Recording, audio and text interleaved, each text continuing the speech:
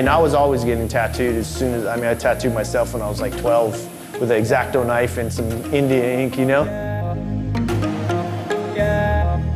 I think I always liked the whole thing about tattoos, and then as I grew, more of the art and the tattoos, putting them together. It's a different style of art too, it's its own style. There's a different way to draw them, different way to paint them. Tattoos are tattoos.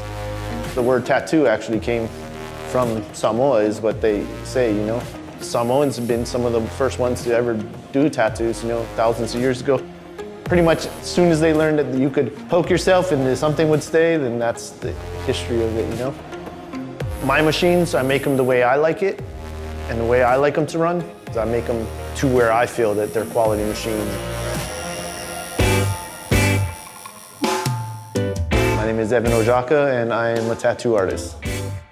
I've been tattooing since 2006. Well, I was born and raised in Hawaii, but I actually started tattooing when I moved to California.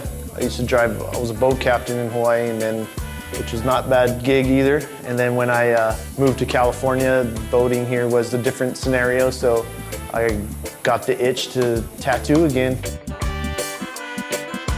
You know, I learned tattooing I basically kind of just started tattooing on myself and my friends and whatnot, you know, and so I didn't know much. I tried to learn as much as I could, and I think, you know, I had the crappiest machines you could get, you know, because I didn't know the difference, and they were so crappy, I always had to fix them and try to learn how to make them work better because they sucked. It was from there on, it just, you know, I just was always tinkering with it, taking them apart, trying to make it run better so I could try to tattoo all right, you know? You know, I bought two of the same machines so I could look at one while I took the other one apart, so if I couldn't put it back together, at least I have one that's put together so I could look back and forth at them. Nate was always kind of tinkering with his machines too, and so we, you know, had that mutual like, hey, what's up, man? Like, how you know, you doing this? And he said, hey, yeah, we'll get together, and we got together and just with like some old frame and like files and like started filing stuff, and then, you know, we'd buy frames that were already made and then, you know, tinker with those, and then we started winding our own coils, and then, you know, it just kind of progresses because then you're like, I don't want to buy someone else's, I want to make my own, you know. Got a vise and a file, and then I went to bought a sander, and then next thing you know, we bought like, you know, a grinder, and then we bought a drill press and all this other stuff, and so it's just an ongoing process. Still, there's still plenty of things I would like to buy.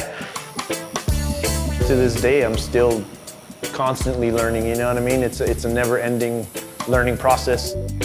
I say the first 5 years were just trial and error all the way, just learning how different skin works, how different people react. To be good at it, you really have to dedicate time, and if not, it will show in your work. I use every tattoo machine. Even if I sell it, I use it first. Make sure it runs the way I want it to run. The whole thing, I think, you know, when you get a tattoo by me, you're not just getting a tattoo, you're getting a tattoo that I put my time, blood, sweat, everything into the machine that tattoos you with it. For me personally, I feel like it feels cool, you know, because I created not only the tattoo, but I created the machine that makes the tattoo.